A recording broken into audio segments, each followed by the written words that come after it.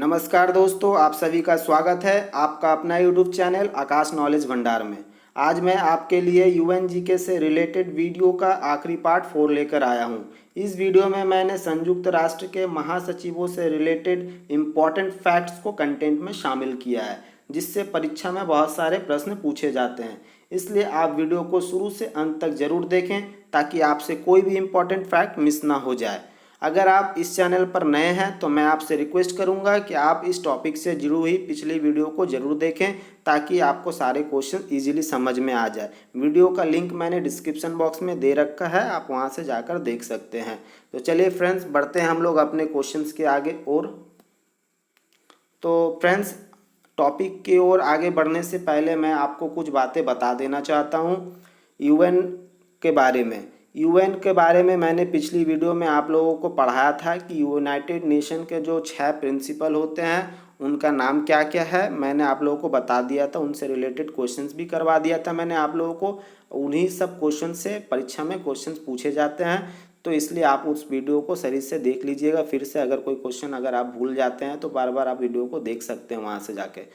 और यूएन का जो मैंने बताया था आप लोगों को कि 6 प्रिंसिपल ऑर्गन होते हैं। एक होता है महासभा, जिसका नाम होता है इंग्लिश में जनरल असेंबली। दूसरा होता है सुरक्षा परिषद, जिसका नाम होता है सिक्योरिटी काउंसिल। तीसरा होता है आर्थिक एवं सामाजिक परिषद, जिसको इंग्लिश में इकोनॉमिक एंड सोशल काउंसिल बोलते हैं। चौथा होता है प्रन्यास परिषद, जिसको इंग्लिश में ट्रस्टीशिप काउंसिल बोला जाता है। पांचवा होता है अंतर्राष्ट्रीय न्यायालय, जिसे इंटरनेशनल कोर्ट ऑफ जस्टिस भी बोलते हैं हम लोग दोस्तों। और आखिरी और बेहद ही अहम पार्ट यूएन का सचिवालय, जिसे सेक्रेटरीट कहा जाता है। तो आज हम लोग उसी सेक्रेटरीट के संबंधित प्रश्नों का हम लोग यहाँ पर पढ़ेंगे दोस्तों। तो सचिवालय क्या होता है? सचिवालय जो है यूएन का एक प्रमुख अंग होता है और यह संयुक्त राष्ट्र संघ के दिन प्रतिदिन के कामों को निपटाता है। तो सचिवालय का जो एक होता है वो प्रमुख होता है, उसका नाम होता है महासचिव, जिसे इंग्लिश में सेक्रेटरी जनरल कहा जाता है। और इस सेक्रेटरी जनरल को जनरल असेंबली द्वारा सिक्योरिटी काउंसिल के सिफारिश पर 5 वर्ष की अवधि के लिए नियुक्त किया जाता है। महासचिव को दोबारा भी नियुक्त किया जा सकता है फ्रेंड्स। तो मैंने ये एक इम्पॉर्टेंट फैक्ट्स आपको बताया इस टॉपिक को स्टार्ट करने से पहले।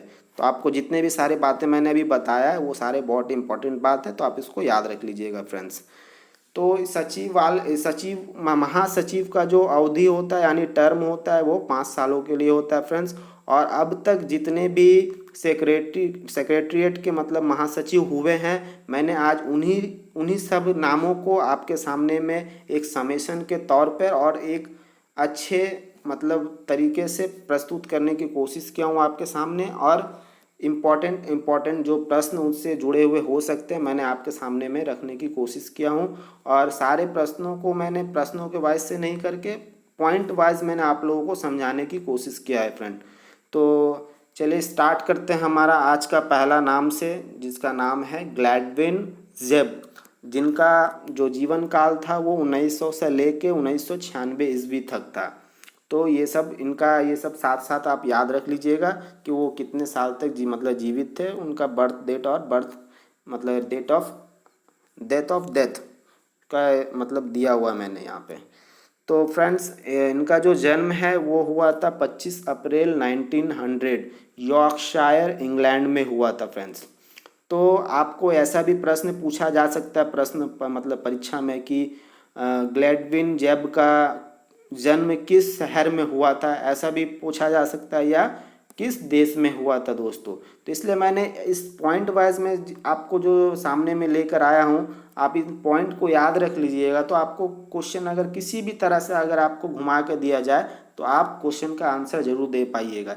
इसलिए मैं आपको रिक्वेस्ट करूँगा कि आप इस सारे पॉइंट्स को अपने दिमाग में फिक्स कर लीजिएगा। तो इनका जन्म 25 अप्रैल 1900 को हुआ था यॉर्कशायर इंग्लैंड में। और जैसा कि ये इनका जन्म इंग्लैंड में हुआ था तो इनका राष्ट्रीयता यानी नेशनलिटी ब्रिटिश है। और इन ऑफिस और आउट ऑफिस के बारे में मैं आपको बता दूं। इन ऑफिस का मतलब होता है कि जिस डेट को मतलब वो अपना पदभार संभाले थे, और आउट ऑफिस का मतलब कि वो उन्होंने उस तारीख को ऑफिस छोड़ दिया था। तो मैं आपको ये चीज़ बता दिया, ये दोनों बातें याद रखेंगे। तो इन ऑफिस उन्होंने पदभार जो संभाला था 24 अक्टूबर 1945 को संभाला था। जैसा कि आपको पता है यूएन का जो स्थापना दिवस था वो भी 24 अक्टूबर 1945 को था। जैसे ही स्थापना हुआ था तो साथ ही साथ इसका भी प्रमुख को तय किया गया था कि इनको इनका प्रमुख बनाया जाए दोस्तों। तो इनका फोटो भी मैंने आपको यहाँ पर आप देख पा रहे होंगे कि मैंने दे रखा है राइट साइड में, आप इसको विजुअलाइज भी कर लीजिएगा। और इनका जो आउट ऑफिस है मतलब इन्होंने ऑफिस से मतलब छोड़ दिया था तो वो 2 फरवरी 1946 को छोड़ा था। ये बहुत कम ही अवधि के लिए, एक्चुअल में ये मतलब चुनाव के ज़रिए ये नियुक्त नहीं हुआ था। इनको एक्टिंग प्रेस मतलब secretary general of United nation बनाया गया था। ये फर्स्ट एक्टिंग मतलब ने ये secretary general of United nation थे। तो ये बात बहुत इंपॉर्टेंट है दोस्तों, आप इसको याद रखिएगा। ये फर्स्ट, अगर किसी आपसे पूछा जाएगा कि फर्स्ट कार्यवाही महासचिव का नाम बताइए तो आपको बताना होगा दोस्तों ग्लैडविन जेब। आपको ये क्वेश्चन कभी कभी पूछ लिया जाता है क्योंकि ये स्थापना समय में कोई मतलब चुनाव नहीं हुआ था, तो इसीलिए इनको अस्थायी रूप से कार्य का संचालन के लिए इनको कार्यवाहक महासचिव के रूप में इनको नियुक्त किया गया था। तो मैंने इसका आखिरी पॉइंट में दोस्तों कुछ दे रखा है इम्पॉर्टेंट इन्फॉर्मेशन, तो उसको भी आप 2-3 लाइन का रहेगा तो आप उसको सही से मैं आपको समझा दूंगा। आप उस पॉइंट को याद रख लीजिएगा कि ये इनके बारे में रिलेट करता है वह चीज़ है। तो he was a prominent British civil servant, diplomat and politician. मतलब वह जो थे वो एक प्रसिद्ध ब्रिटिश सरकारी अधिकारी थे और प्रशासनिक अधिकारी थे और राजदूत भी थे और राजनैतिक भी थे। दोस्तों प्रोमिनेंट मीन्स होता है प्रसिद्ध और सिविल सर्वेंट मीन्स होता है प्रशासनिक अधिकारी, माने प्रशासनिक नौकर, जिसको नौकरशाही बोला जाता है ब्यूरोक्रेसी में वो। तो वो हो गया फ्रेंड्स। और डिप्लोमैट मीन्स होता है राजदूत। राजदूत होता है हर एक देश में, अब हर एक देश का एक एक राजदूत हर एक देश में रहता है दोस्तों, उसको ही डिप्लोमैट बोला जाता है। और पॉलिटिशियन भी थे ये, तो मैंने आपको ये बता दिया। और he was acting secretary general of United nation, जैसा कि मैंने अभी आपको बताया था कि ये first acting secretary general of United Nations है। बहुत जगह में इनका जिक्र नहीं दे दिया रहता है, इसलिए मैंने ये बहुत से रिसर्च करने के बाद मतलब कंटेंट में शामिल किया है इसको दोस्तों। आप इसके बारे में जानकारी ज़रूर रख लीजिएगा, जैसे कि मैंने आपको ये फैक्ट्स जो बताया है अभी आपको, ये सारे फैक्ट्स याद रख लीजिएगा दोस्तों, ये बहुत ही इंपॉर्टेंट होगा आप लोगों के लिए। हमारा दूसरा जो महासचिव थे उनका नाम है ट्रिग्वे हावडेन ली, जिनका जीवन काल था 1896 से 1968। तो फ्रेंड्स इनका भी जीवन काल याद रखिएगा। और फोटो जो है मैंने आपको दे दिया यहाँ पर राइट साइड में, आप इसको राइट साइड में दे दिया है, आप उसको विजुअलाइज कर लीजिएगा। इनका जो जन्म हुआ था फ्रेंड्स 16 जुलाई 1896 को हुआ था, क्रिस्टियानिया नॉर्वे में हुआ था फ्रेंड्स। और नॉर्वे का कैपिटल आपको मैं बता दिया था, उसका कैपिटल होता है दोस्तों ओस्लो इसका कैपिटल होता है फ्रेंड्स, तो आप इसको याद रख लीजिएगा। और जैसा कि इनका जन्म नॉर्वे में हुआ था तो इनका राष्ट्रीयता यानी नेशनलिटी जो है वो आपका नॉर्वेजियन है, तो ये बहुत इंपॉर्टेंट होता है। कभी कभी प्रश्न ऐसे ही पूछे जाते हैं कि ये जो महासचिव थे वो किस देश से बिलोंग करते हैं, ऐसा प्रश्न पूछ सकता है आपसे। या ऐसे भी पूछ सकते हैं कि वो कितने नंबर के मतलब महासचिव थे यूएन में, ऐसा भी प्रश्न पूछा जा सकता है। या प्रश्न इस तरीक़ा से भी पूछा जा सकता है कि उनका जन्म कब हुआ है। इस तरह बहुत सारे तरफ से प्रश्न पूछे जा सकते हैं, इसलिए मैंने इन टॉप पॉइंट वाइज आप लोगों को समझाने की कोशिश किया है ताकि इस पॉइंट में सारे प्रश्न आपके कवर हो जाएंगे दोस्तों। तो चलिए, अब इन्होंने जो अपना पदभार संभाला था, जैसा कि मैं आपको पहले वाले में बताया कि ग्लैडविन जेब जो थे वो मतलब रियल में महासचिव नहीं थे, उनको एक्टिंग पद पे रखा गया था कार्यवाहक के रूप में। तो जब उनका चुनाव हो गया था, पहले चुनाव हुआ था ट्रिग्वे हाल्विन लेक मतलब चुनाव हो गया था, तो उन्होंने अपना पद से त्याग दे दिया और ये फर्स्ट जो है एसजी बन गए थे, यानी secretary general of United Nations बन गए थे। तो इन्होंने अपना पदभार जो है 2 फरवरी 1946 को संभाला और ये उन्होंने अपना पद त्याग दिया था 10 नवंबर 1952 को। किसी कारणवश उन्होंने अपना पद त्याग दिया था। तो इनका इम्पोर्टेंट इन्फॉर्मेशन भी मैंने लिख रखा है, आपको पढ़ देता हूँ। ही was a Norwegian politician, labour leader, government official and author. यानी कि वह एक नॉर्वेजियन राजनीतिक भी थे और श्रमिकों का जो एक हेड होता है वो भी थे वो, और गवर्नमेंट ऑफिशियल यानी सरकारी अधिकारी भी थे, और साथ ही साथ वो एक लेखक भी थे। तो बहुत सारे टैलेंट इनके अंदर था। ही was a first SG of United Nations, यानी कि वो, जैसा कि मैंने अभी आपको बताया था कि वह एक मतलब यूनाइटेड नेशन एस के मतलब यूएनएस के प्रथम महासचिव थे। तो आप ये याद रखिएगा, एग्जाम्स में बहुत इंपॉर्टेंट क्वेश्चन है।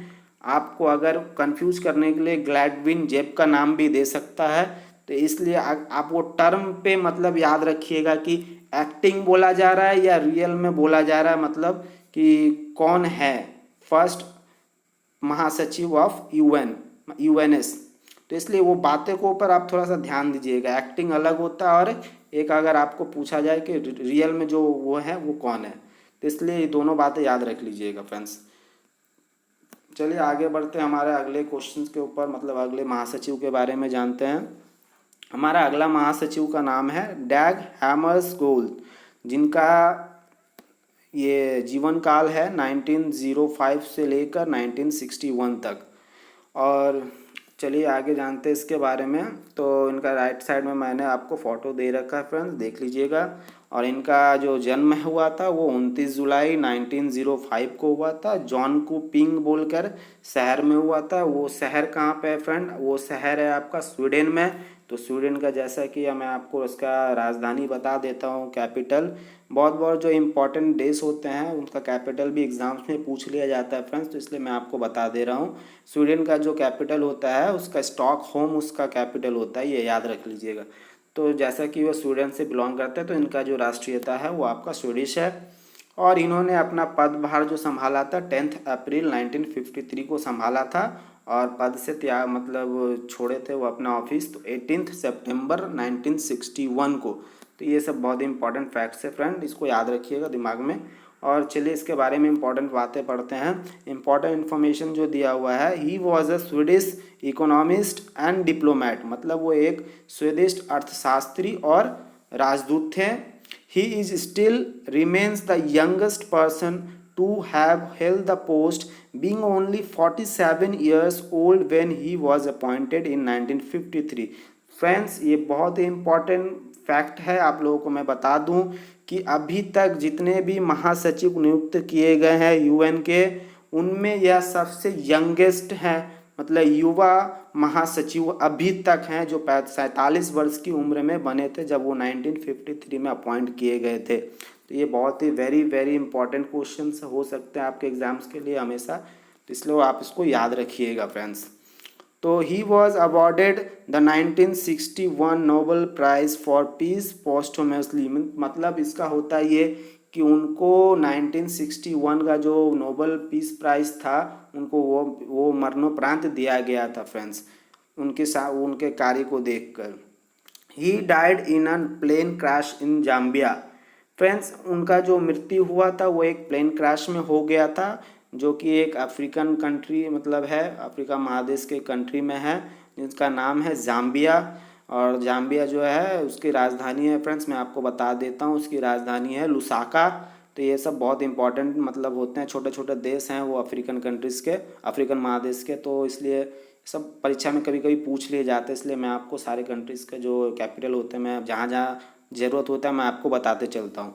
तो जाम्बिया का जो कैपिटल है फ्रेंड्स वो है लुसाका, तो याद रख लीजिएगा फ्रेंड्स। तो ये हमारे तीसरे हो गए। ये चौथे जो हमारे हैं उनका नाम है यू थांत, जिनका जीवन काल था 1909 यानी 1909 से लेकर 1974 ईस्वी तक। तो इनका जो जन्म हुआ था फ्रेंड्स वो हुआ था आपका 22 जनवरी 1909 को पेंटानो यानी बर्मा का जो अभी का नाम हो गया फ्रेंड्स, उनका नाम हो गया म्यांमार। तो फ्रेंड्स आप लोग ये चीज़ को याद रखिएगा, म्यांमार बर्मा का नाम चेंज हो चुका है और ये बर्मा का जो मतलब म्यांमार जो अभी हो गया है। अब एक और इससे जुड़ा हुआ एक इम्पॉर्टेंट प्रश्न है फ्रेंड्स कि आप लोग जहाँ तक जानते थे हम लोग कि म्यांमार का कैपिटल होता था यंगून, बट अभी कैपिटल भी चेंज हो गया फ्रेंड्स इसका, तो आप इस कैपिटल को भी याद रखिएगा। इसका कैपिटल हो गया नेपिडॉ, NAYPYIDAW। इसका कैपिटल चेंज हो गया फ्रेंड, जिसका नाम हो गया नेपिडॉ। मैंने आपको स्पेलिंग बताया NAYPYIDAW। तो आप इसका कैपिटल याद रख लीजिए क्योंकि एग्जाम्स के रिलेटेड बहुत इंपॉर्टेंट क्वेश्चन हो चुका है, क्योंकि ये परीक्षा में अक्सर पूछे जाता है कि कौन सा देश का कैपिटल चेंज हो गया है, तो आप बता दीजिएगा। ठीक है फ्रेंड्स, तो बहुत इंपॉर्टेंट फ्रेंड मैं आपको बता दिया। तो ये नेशनलिटी जैसे कि बर्मा में हुए थे तो इनका बर्मीज़ हो गया इनका नेशनलिटी। और इन्होंने जो ऑफिस को ज्वाइन किया था वो 30 नवंबर 1962 को ज्वाइन किया था, और जब ये छोड़े थे ऑफिस तो वो 31 दिसंबर 1971 को छोड़े थे फ्रेंड। जैसा कि हम लोग को तीसरे नंबर में देख पा रहे हैं कि यहाँ पर डैग हैमरजोल्ड का जो मृत्यु हो गया था, आकस्मिक मृत्यु प्लेन क्रैश में, तो उस समय कुछ समय के लिए जो पद था वो रिक्त हो गया था। तो उस पद के तो उस टाइम के लिए इनको मतलब एक्टिंग, जैसे कि पहला जो मैंने आपको ग्लैडविन जेब के बारे में बताया था उसी तरह मैं इसके बारे में भी बता देता हूँ कि उसको भी कुछ समय के लिए acting secretary general of UN नियुक्त किया गया था 1961 में। तो 1961 से 1962 तक वो एक्टिंग के रूप में कार्य करते रहे। उसके बाद फिर जब इनका चुनाव किया गया तब फिर ये ईएल में फिर इनका ही चुनाव हुआ है, चुनकर आए हैं ये, फिर वो सेक्रेटरी जनरल बने। तो आपको हमेशा याद रखना चाहिए दोस्तों कि कौन पहला था, कौन दूसरा सेक्रेटरी जनरल था, कौन तीसरा था, और कौन पहला एक्टिव सेक्रेटरी जनरल था, कौन दूसरा था। ये सब सारे चीज़ें याद रखते हुए चलेगा। मैंने इस सारे कंटेंट को इसी में कवर करवा दिया है। अगर आप इस वीडियो को शुरू से अंत तक देख रहे होंगे तो आपको अच्छे से इस चीज़ को समझ में आ जा रहा होगा। तो फ्रेंड पढ़ते हैं इसके ये इंपॉर्टेंट फैक्ट्स के बारे में। इनका जो इन्फॉर्मेशन दिया हुआ है, ही वॉज अ बर्मीज डिप्लोमेट। जैसा कि मैंने आपको बताया कि ये बर्मा यानी म्यांमार के डिप्लोमेट राजदूत हैं, and third secretary general of the United Nations from 1961 to 1971। तो served as acting SG after, SG का मतलब होता है फ्रेंड्स सेक्रेटरी जनरल को मैंने शॉर्ट फॉर्म में लिख रखा है, after Hammarskjold death until 10th election as a SG. मतलब जब तक वो मतलब इसका चुनाव नहीं किया गया था इनका, तब तक ये एक्टिंग एसजी के रूप में कार्य करते रहे थे। और ये थर्ड मतलब secretary general of United nation थे फ्रेंड्स। तो आप याद रखिएगा, पहला जो था हमारा वो ट्रेगवे ले थे, ट्रेगवे ली, और दूसरा जो था हमारा आपका ये डैग हैमरजोल्ड थे, और ये यूठान जो हैं तीसरे हमारे यूएन के मतलब ये महासचिव थे। फ्रेंड्स चलिए आगे बढ़ते हैं। 5वें नंबर पर आते हैं हमारा जो महासचिव हैं जिनका नाम है कुर्ट वेल्डेम। कुर्ट वेल्डेम जो है उनका जीवन काल है 1918 ईस्वी से लेकर 2007 तक, और इनका जो जन्म हुआ था फ्रेंड्स 21 दिसंबर 1918 को वार्डन ऑस्ट्रिया में हुआ था। ऑस्ट्रिया का जो कैपिटल है फ्रेंड मैंने पिछले वीडियो में बताया था, और पिछली वीडियो में भी बताया था जब इंटरनेशनल ऑर्गेनाइजेशन के बारे में मैंने आपको पढ़ा रहा था। उस समय बहुत सारे जो इंटरनेशनल ऑर्गेनाइजेशन है यूएन का, वो ऑस्ट्रिया के वियना शहर में स्थित है, मुख्यालय उसका। तो इसलिए वियना जो है ऑस्ट्रिया का कैपिटल होता है फ्रेंड्स, तो आप उसको याद रखिएगा, बहुत इंपॉर्टेंट है। और इनका जो नेशनलिटी है वो ऑस्ट्रियन, और इन्होंने ऑफिस को ज्वाइन किया था 1 जनवरी 1972 को, और उनका जो कार्यकाल समाप्त हुआ था वो 31 दिसंबर 1981 को हुआ था। अब कुछ इंपॉर्टेंट इंफॉर्मेशन पढ़ लेते हैं इसके बारे में। He was an Austrian politician and diplomat, मतलब वो ऑस्ट्रियन एक राजनीतिक भी थे और राजदूत भी थे। Waldheim was the 4th SG of UN, मतलब वो चौथे सेक्रेटरी जनरल ऑफ यूएन के थे, मतलब यूनाइटेड नेशन के थे, ये आप याद रखिएगा। He was the first SG who completed 2 terms as SG of UN. ये एक बहुत इंपॉर्टेंट प्रश्न यहाँ पर आपसे यहाँ अराइज होता है फ्रेंड, कि आपसे पूछ लिया जाएगा कि कौन से महासचिव ऐसे थे जिन्होंने लगातार 2 टर्म एज अ एसजी के रूप में कंप्लीट किया था फ्रेंड्स। बाकी मैंने आप लोगों को 2 मतलब ये महासचिवों के बारे में अभी तक पढ़ाया जिससे पहले, तो उन लोगों को किसी ने अपने पद से त्याग कर दिया था, किसी का डेथ हो गया था, तो किसी का कुछ कारण से कुछ हुआ, तो इसीलिए कोई कंप्लीट नहीं कर पाया था 2 टर्म। ये जो थे ये पहले व्यक्ति थे जिन्होंने लगातार 2 term as a SG of UN के रूप में मतलब कंप्लीट किया था फ्रेंड्स इनका जो फोटो है मैंने आपको राइट साइड में दे रखा है, आप इसको विजुअलाइज कर लीजिएगा। चलिए अगला महासचिव के बारे में जानते हैं फ्रेंड्स। हमारा अगला महासचिव है जेवियर पेरेस डी स्यूलर, जिनका जो जीवन काल है 1920 से लेकर 2020 तक है दोस्तों। मतलब वो अभी तक मतलब ये क्या बोलते हैं, उनका अभी तक मतलब चल रहा है, वो जीवित हैं, अभी तक जीवित नहीं है, मतलब डेथ हो गया उनका। तो फ्रेंड्स चलिए आगे पढ़ते हैं। ये मतलब 2020 के इस किसी भी मंथ में इससे पहले उनका निधन हो चुका है। तो चलिए इनका जो जन्म जानते हैं। उनका जन्म है 19 जनवरी 1920 को लीमा शहर में हुआ था, जो कि पेरू में। फ्रेंड्स ये बहुत ही इंपॉर्टेंट चीज़ है, आप इसको याद रखिएगा। लीमा पेरू का कैपिटल भी है, मैं आपको इसका साथ कैपिटल बता दे रहा हूँ हर चीज़ का, तो इसको याद रख लीजिएगा। पेरू का जो कैपिटल है वो लीमा है। तो इनका जो नेशनलिटी है वो पेरुवियन हो गया, और इन्होंने ऑफिस को ज्वाइन किया था 1 जनवरी 1982 को ज्वाइन किया था, और इन्होंने कार्यभार कुछ मतलब समाप्त हुआ था इनका कार्यकाल 31 दिसंबर 1991 को।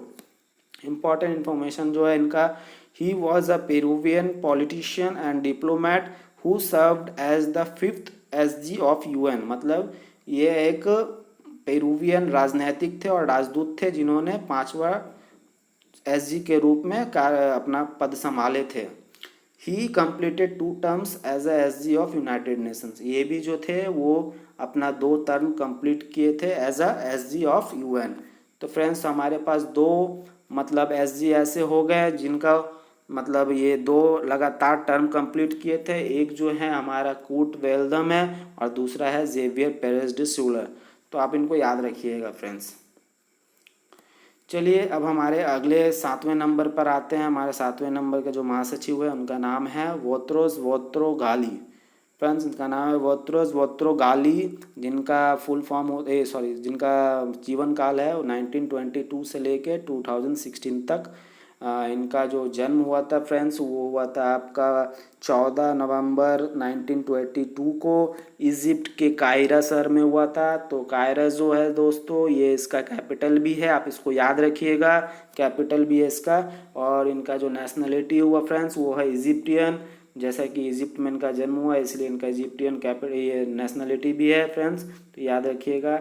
इन्होंने ऑफिस को ज्वाइन किया था 1 जनवरी 1992 को, और इनका जो कार्यकाल समाप्त हुआ था वो 31 दिसंबर 1996 को हुआ था फ्रेंड्स। तो इम्पॉर्टेंट इन्फॉर्मेशन इसके बारे में जान लेते हैं friends. He was an Egyptian politician and diplomat who was the 6th secretary general of United Nations. तो मतलब ये एक इजिप्टियन राजनीतिक एंड डिप्लोमैट थे जिन्होंने 6ठे सेक्रेटरी जनरल के रूप में अपना कार्यकाल मैंने मतलब अपना पदभार संभाला था। तो जैसा कि आप देख पा रहे हैं फ्रेंड्स, मैंने आप लोगों के लिए कितने सारे इम्पॉर्टेंट फैक्ट्स को कलेक्ट करके आपको एक सिंपल वे में आप जिसको याद कर पाएँ वैसे सजाकर मैंने आपके सामने आपको मतलब लेकर आया हूँ और आपको इससे समझाने की कोशिश कर रहा हूँ फ्रेंड्स। इसलिए मैं वीडियो के कंटेंट में वैसे ही प्रश्न को मतलब और वैसे ही चीज़ों को ऐड करता हूँ फ्रेंड जो बहुत ही ज़्यादा इंपॉर्टेंट होते हैं एग्ज़ाम के लिए। मैं कोई भी फालतू के चीज़ों को ऐड नहीं करता हूँ जिससे आपके ऊपर बर्डन बढ़े, इसलिए मैं 2D फैक्ट वाले चीज़ों को लेकर आता हूँ और एक्यूरेसी के साथ लेकर आता हूँ, 100% एक्यूरेसी के साथ, ताकि कुछ भी गलती आपको ना मिले मेरे वीडियो में फ्रेंड्स। तो चलिए अगले क्वेश्चन पे आते हैं, यानी 8वें नंबर कोफी अन्नान, जो कि हमारा 7वां नंबर, 8वां बोलने का मतलब है वो 7वें नंबर ये महासचिव थे, क्योंकि पहले नंबर वाले रियल में नहीं तो वो एक्टिंग एसजी ऑफ यूएन थे। तो इनका फ्रेंड्स जीवन काल जो है वो आपका 1938 से लेकर 2018 तक था, और इनका जो जन्म हुआ था फ्रेंड 8 अप्रैल 1938 ईस्वी को कुमासी घाना में हुआ था। घाना भी जो है फ्रेंड्स आपका वो एक अफ्रीकन कंट्री है, मतलब आपका वो अफ्रीका महाद्वीप के अफ्रीका महाद्वीप में एक देश है जो छोटा सा देश है। तो उसकी राजधानी होता है फ्रेंड आकड़ा, इसका मतलब आकड़ा बोल के इसका जो शहर है उसको ये इसकी राजधानी है फ्रेंड। और नेशनलिटी जो इसका होता है वो है घानानियन। और इन ऑफिस यानी इनका जो मतलब ऑफिस जो ज्वाइन किए थे वो 1 जनवरी 1997 को ज्वाइन किए थे और इनका कार्यकाल समाप्त हुआ था 31 दिसंबर 2006 को, यानी कि काफ़ी लंबे वक्त तक ये उस पद पर मतलब कार्यरत थे। इम्पॉर्टेंट इन्फॉर्मेशन पढ़ते हैं friends. He was a Ghanaian diplomat who served as the 7th secretary general of United Nations. तो वो 7वें नंबर के महासचिव थे यूएनएस के। यूएनएस का मतलब होता है फ्रेंड्स यूनाइटेड नेशन सेक्रेटरीट। इसको बार बार आपको मैं बताता चल रहा हूँ। यूएन का जो 6 मतलब प्रिंसिपल ऑर्गन होता है उसका वो एक अहम हिस्सा है, जो कि यूएन के सारे दिनों मतलब जो कार्यकाल मतलब कार्य होता है उनके ऑफिस का, वो सारा कार्य सचिवालय ही संभालता है। ही was a co recipient of the 2001 Nobel prize peace. Sorry, यहाँ पे 2 बार प्राइज़ आ गया फ्रेंड्स, तो वो एरर हो गया, तो कोई बात नहीं। तो वो जो है 2001 के नोबल पीस प्राइज़ के विनर भी रह चुके हैं, तो ये बहुत इंपॉर्टेंट है। जैसे कि एक और भी थे वहाँ पे, मैंने आपको बताया था जो मतलब जिनको मिला था डैग हैमरजोल्ड को, उनको भी नोबल प्राइज़ मिला था। तो उसी तरह ठीक आपको कोफी अन्नान को भी आपको नोबल प्राइज़ मिला था फ्रेंड्स। तो इसलिए आपको ये बहुत इंपॉर्टेंट क्वेश्चन है, ऐसा क्वेश्चन पूछा जा सकता है। और मैंने राइट साइड में इनका फ़ोटो भी दे रखा है, तो आप फ़ोटो देख ही सकते हैं फ्रेंड्स, आपको दे दिया है मैंने। और जैसे ये क्वेश्चन पूछा जा सकता है कि मतलब एक आपको 4 ऑप्शन दे दिया जाएगा, बोला कि इनमें से किस महासचिव को नोबल पीस प्राइज़ मिला था। तो इस तरह से क्वेश्चन बहुत आते हैं परीक्षा में, इसलिए मैंने आपको ये क्वेश्चन को यहाँ पर इस पॉइंट को यहाँ पर ऐड किया है फ्रेंड। हमारा अगला महासचिव है फ्रेंड्स बान की मून। बान की मून जो है वो 8वें नंबर के मतलब महासचिव हैं, यानी यहाँ 9 नंबर दिया हुआ बट वो रियल में 8वें नंबर है, जैसे कि मैंने आपको पहले ही बता चुका है। तो इनका जो जन्म हुआ था वो 13 जून 1944 को हैंगची गांव के मतलब गांव में हुआ था, जो कि साउथ कोरिया में स्थित है। साउथ कोरिया का कैपिटल होता है फ्रेंड्स सियोल, और नॉर्थ कोरिया का कैपिटल होता है प्योंगयांग, तो आप इसको याद रखिएगा।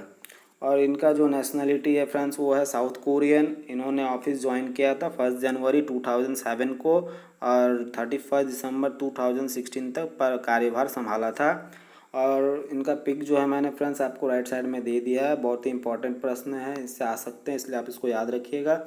और एक प्रश्न इससे ये भी जुड़ सकता है फ्रेंड्स कि ये अभी भी जीवित हैं, तो आपसे ऐसे भी प्रश्न पूछे जा सकते हैं कि जितने भी महासचिव हुए हैं उनमें से कौन से महासचिव है जो अभी भी जीवित हैं, तो आप उनका नाम बताइए। आपको रिसेंटली 2-3 महासचिवों का नाम देकर आपको कंफ्यूज करने के लिए दे देंगे, वर्तमान वाले और इससे पहले वाला, और इसके 2 पहले वाले का नाम दे देंगे, सिमिलर एज मिलता हुआ, तो आपको कंफ्यूज करने के लिए दे देंगे। तो आप इसका नाम याद रखिएगा फ्रेंड्स, क्योंकि यही एकमात्र हैं जो अभी हाल फिलहाल में जीवित हैं।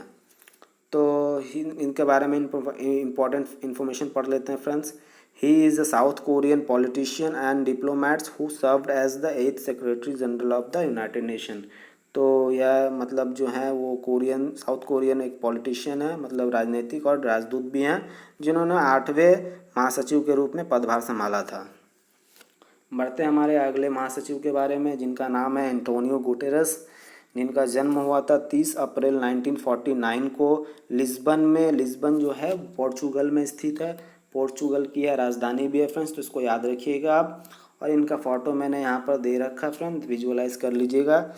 और नेशनलिटी मतलब इनका जो है पोर्चुगीज़ है। इन्होंने अभी रिसेंटली अभी पदभार संभाला है 1 जनवरी 2017 को, और अभी तक वर्तमान में यही यूएनएस के सेक्रेटरी जनरल है फ्रेंड्स। तो याद रखिएगा, बहुत इंपॉर्टेंट क्वेश्चन है।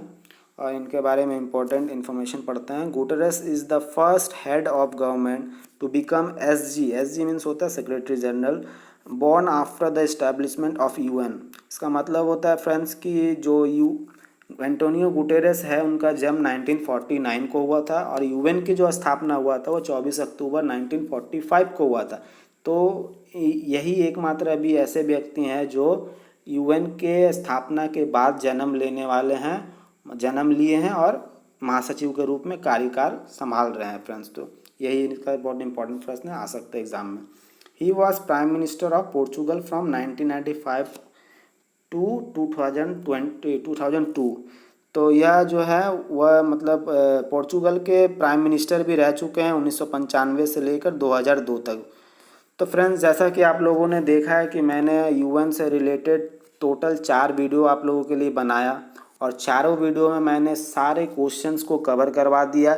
एक भी क्वेश्चन आपको एग्ज़ाम्स में नहीं मिस होगा अगर आप मेरे चारों वीडियो को अच्छे से देख लेंगे फ्रेंड्स। ये मेरा आपसे वादा है कि आपको एक भी क्वेश्चन मिस नहीं होगा एग्ज़ाम में अगर आप चारों वीडियो को आप एकदम शुरू से लेकर अंत तक देखिएगा फ्रेंड्स, क्योंकि मैंने सारे क्वेश्चंस को सारी चीज़ मतलब सारे तरीक़ा से समझाने की कोशिश किया और सारी चीज़ों को एक जगह में रख के आपको पढ़ाने की कोशिश किया फ्रेंड्स। तो आप चारों वीडियो को देख लीजिएगा अच्छे से और उम्मीद करता हूँ कि मेरा यह वीडियो भी आपको पसंद आया होगा। तो इसलिए आप वीडियो को लाइक कमेंट शेयर ज़रूर कीजिएगा और सब्सक्राइब करना नहीं भूलिएगा। बेल आइकन दबा लीजिएगा ताकि अगली वीडियो का नोटिफिकेशन आपको ईज़िली मिल जाए। तो चलिए दोस्तों, मिलते हैं हम लोग अगले वीडियो में।